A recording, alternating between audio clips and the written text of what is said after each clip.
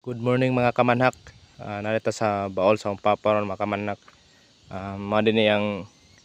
area mga kamanhak ko. Kani nga area mga kamanhak. Nani siya sa mga sa tingin ni Papa ganina. 85 80 square meter daw. Mo ni siya mga kamanhak ko. Takot-takot ni siya nga area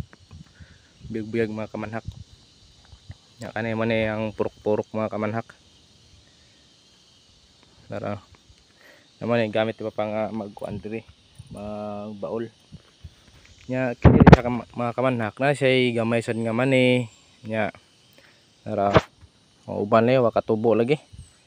nya kani sa mga kamanhak yununan ni harvest sa uban ni papa karon pag gini kay yung gibuad ana kay iyang kuan wa pag gini mga matay mga manhak kay iyang ibuad niya para ikuan ba tawagan ng ipugas daw kani mga kamanhak wala pa gini siya mga kuan nga nasama na nangamatay kana kani wala pa na siya mga daghan-daghan gani siya mga kuan mga kamanak pero pili po ko sa papa mga kamanak kay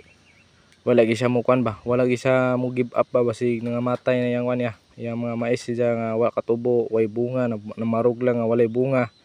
ya mo ni siya mga kamanak ko mo ni siyang nga hibilin mga kamanak ko mo ra gini siyang nabilin nga nang gibarog okay ra pug puso mga manak ko dako ang pud bro kaso lang wala katubo lagi ang mais maro gyud nabilin pud kiri nga gamay nga iyang gikuan ron tanaw mga kamanak ko sayang kay mga kamanak ko tanaw kita man nang gihigda nga arang daghana kayo nga nangamatay na mao na siya mga kamanak nga gipang putol na ni papa kay wala nay maani ana kay wala gi puso basin gamay or tawag na bunga nara sige lang pa saon na pudog mara gyud giabot nga nabtan sa kuan mga kamanhak ba walay ulan init kayo nya kaning mga maniha pod mga kamanhak kani nadi po sa mga kuan kaning mo upat ka bulan ani mao ni kadagko siya kay ano sa init lagi nya pati na mga okra na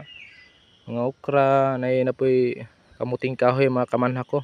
tawagan na diri sa amo balanghoy nya napoy mga kamunggay mga kamanhak mo na po silungan na lang papa mga kamanhak kung magulan okay mga kamanhak thank you for watching salamat shout out ko sa mga farmers diya